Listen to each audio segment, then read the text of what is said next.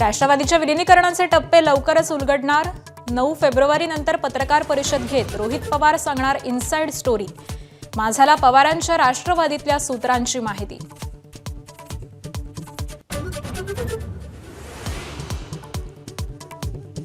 उपमुख्यमंत्री सुनेत्रा पवार सातारा दौऱ्यावर। कराडमधील यशवंतराव चव्हाणांच्या समाधीला अभिवादन करणार, तर फलटणमध्ये दिलीप जाधव यांच्या कुटुंबियांची भेट घेणार।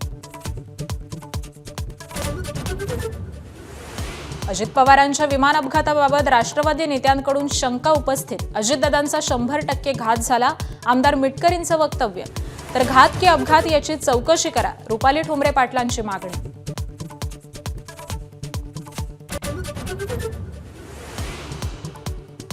मुंबई महापालिकेसाठी महायुती करणार 2 गटात नोंदणी। भाजपचा स्वतंत्र गट असणार, तर शिवसेना राष्ट्रवादी मिळून एका गटाची नोंदणी करणार।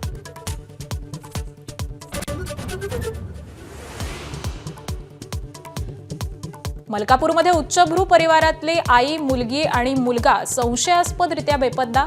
बाजारात गेल्यानंतर परतले नसल्याची कुटुंबियांची तक्रार। बुलढाणा जिल्ह्यात काल एकाच दिवशी बेपत्ता झाल्याच्या 7 तक्रारी। मुंबईहून पुण्याला आता 48 मिनिटात पोहोचता येणार। रेल्वे मंत्री अश्विनी वैष्णव यांची माहिती।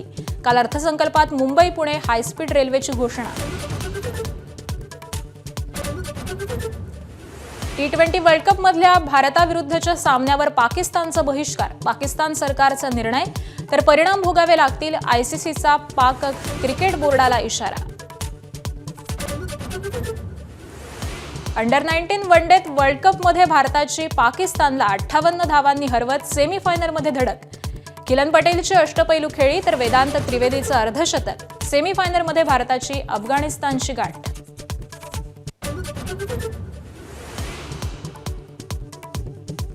वयाच्या 90व्या वर्षी दलाई लामांनी मिळवला मानाचा ग्रॅमी पुरस्कार। दलाई लामांच्या ऑडिओ बुकचा सन्मान।